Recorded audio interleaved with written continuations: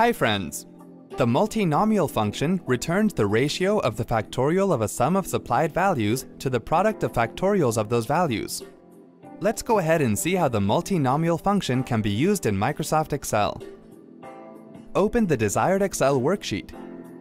Here, for demo purpose, we are using a worksheet according to the multinomial function.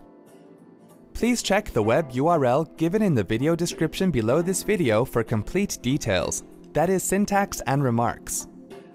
We are also showing you the description of each function we are going to use here. In the first example, select the cell where you want to get the function's result. Type equals multinomial, open parentheses, 2, 3, 4, close parentheses, and then press the Enter key. It will show the ratio of the factorials of the sum of 2, 3, and 4 to the product of the factorials of 2, 3, and 4. See? That wasn't hard at all. Thanks for watching.